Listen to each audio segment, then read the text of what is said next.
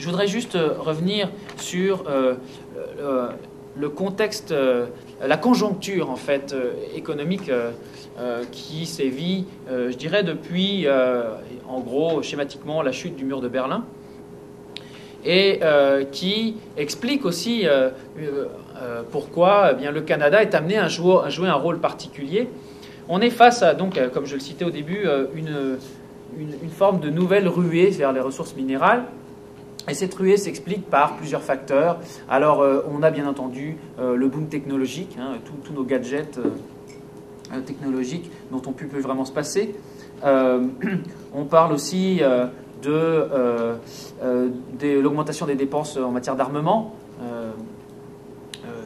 Les chiffres sont effarants, je ne les ai pas avec moi, mais au cours des 20 dernières années, on a une augmentation substantielle des dépenses en termes d'armement. On a le fait qu'avec la crise économique actuelle, eh bien, l'or est redevenu une valeur refuge, c'est-à-dire une forme de richesse dans laquelle on peut condenser ses avoirs et dans laquelle on sait qu'on peut faire confiance parce que, eh bien, ce n'est pas comme le dollar ou des monnaies qui sont volatiles.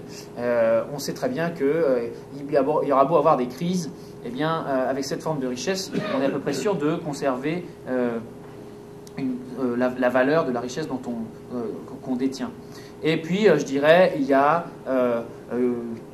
parmi les facteurs qui expliquent cette nouvelle ruée minière, la volonté des grandes puissances. Et donc, parmi les grandes puissances, j'implique dans le nouveau monde multipolaire qui est le nôtre, puisque les États-Unis sont amenés de plus en plus à ne devenir qu'une puissance, et une puissance en déclin, dans un monde multipolaire. Et il y a la volonté de contrôler les grands gisements stratégiques.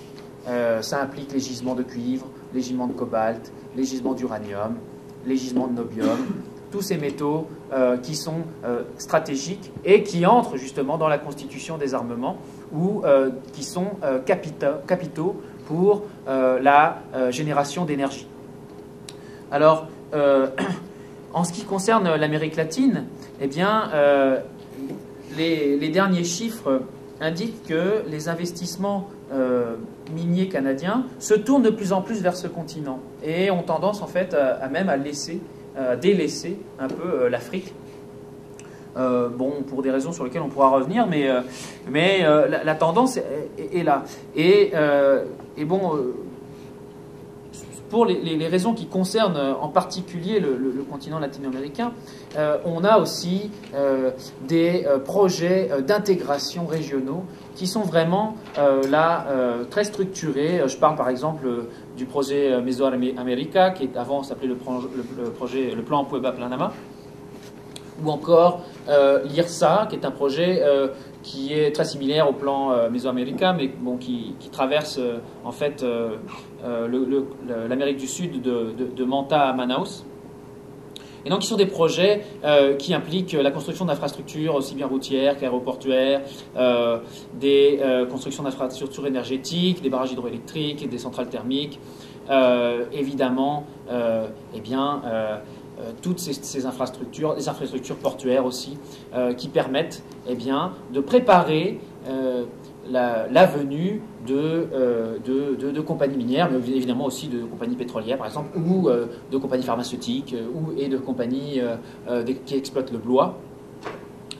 En fait, cette rationalisation du continent latino-américain est bien plus avancée que, par exemple, du continent africain.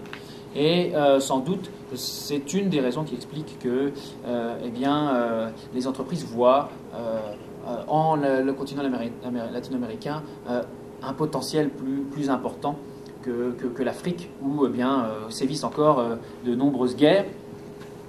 Mais à ce titre, il y a aussi par exemple l'exemple de la Colombie, qui est quand même un pays, qui en beaucoup de points de vue est similaire à la République démocratique du Congo. On peut élaborer sur les différences de contexte et d'histoire, etc. Mais d'un point de vue purement matériel, c'est-à-dire qu'il y a ici, en Colombie, des ressources minières très importantes, et on est face à une zone de conflit ouverte avec des acteurs multiples dont l'objectif est de financer en fait leur effort de guerre.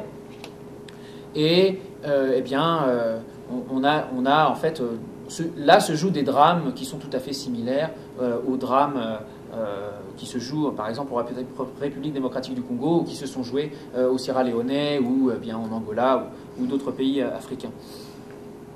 Eh bien, ce pays, la Colombie, a récemment vu l'Agence canadienne de développement international investir un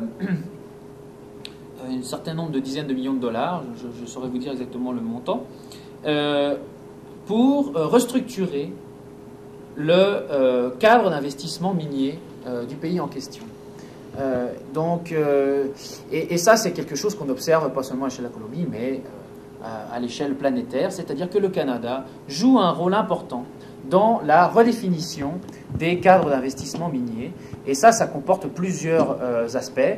Ça comporte bien entendu un aspect légal, c'est-à-dire une assurance que les titres de propriété eh bien, sont garantis, une assurance que les droits communautaires ou les droits autochtones qui eh bien, sont en vigueur et qui ont été en vigueur depuis parfois des millénaires, eh bien, ne viendront pas s'opposer à l'acquisition des territoires sur lesquels on suppose qu'il existe des gisements.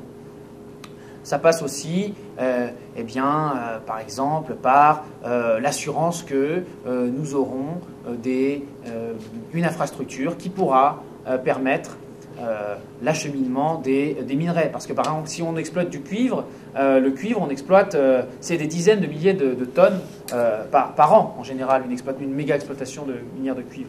Donc il faut qu'une entreprise, quand elle vient, elle ait l'assurance qu'il y ait un réseau routier qui soit là et qui va être capable de supporter le transport continu de tonnes et de tonnes et de tonnes de minerais. Donc, on pourrait parler aussi des infrastructures énergétiques. Tout un package là, de conditions qui doivent être réunies du point de vue des investisseurs miniers. Eh bien, ces conditions, le gouvernement canadien participe au fait qu'elles vont se réaliser. Par l'intermédiaire justement d'appui diplomatique ou par l'intermédiaire de son agence de coopération, etc. Donc,